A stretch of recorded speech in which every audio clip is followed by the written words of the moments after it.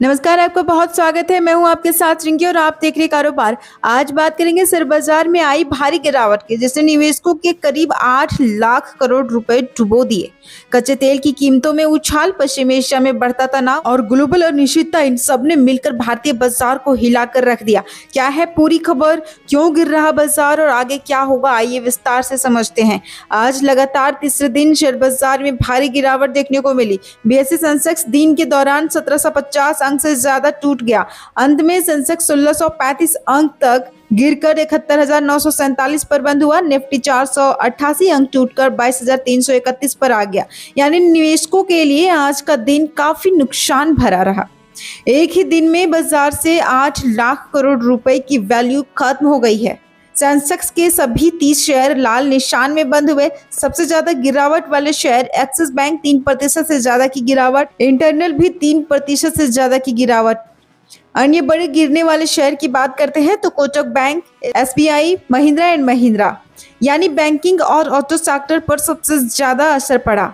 Nifty mid cap में करीब 2% की गिरावट, निफ्टी स्मॉल कैप में 2.3% की गिरावट। सेक्टर वाइज की बात करते हैं, निफ्टी बैंक सबसे ज्यादा टूटा। निफ्टी पीएसयू बैंक में भी भारी दबाव रहा। छोटे और मंझोले शेयर में भी भारी बिकवाली देखने को मिली।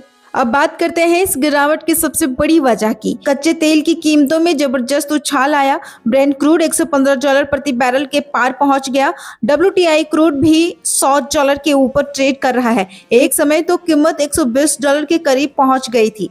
पश्चिम एशिया में हालात तेजी से बिगड़ रहे हैं। अमेरिका और ईरान के बीच तनाव बढ़ता जा रहा है। रिपोर्ट के मुताबिक अमेरिका और ईरान में ग्राउंड ऑपरेशन की तैयारी कर रहा है। यूएस सेंट्रल कमांड ने बताया यूएसएस तैनात किया गया है। 3500 मरीन और सैनिक भेजे गए हैं। ये पिछले 20 साल का सबसे बड़ा मिलिट्री बिल अप माना जा रहा है। जापान का शेयर बाजार 5% तक गिर गया। एशियाई बाजारों में भी भारी दबाव। यूरोप में जेट फ्यूल की कीमत कुछ ही हफ्तों में 100% बढ़ गई है।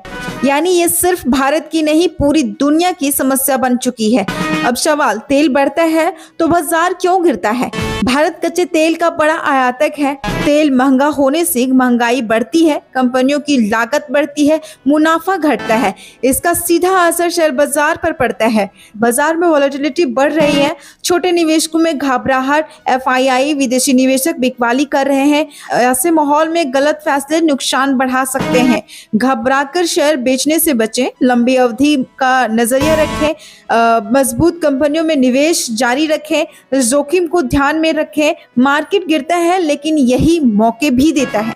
अगर तेल की कीमत और बढ़ती है, बाजार में और गिरावट की संभावना है। अगर तनाव कम होता है, बाजार में रिकवरी आ सकती है। फिलहाल बाजार पूरी तरह ग्लोबल संकेतों पर निर्भर है। तो आपने देखा कैसे कच्चे तेल की कीमतों में उछाल और पश्चिम एशिया में संकट ने शेयर बाजार को हिला दिया है।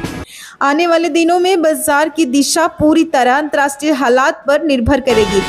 आप क्या सोचते हैं? क्या बाजार और गिरेगा या यहाँ से रिकवरी आएगी? कमेंट कर अपनी राय